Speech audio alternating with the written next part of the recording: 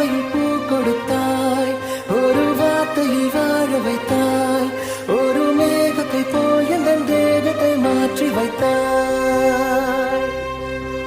இறகை போல் ஒரு வேகத்தில் வேகத்தில் வானத்தில் வானத்தில் செல்லுகின்றேன்.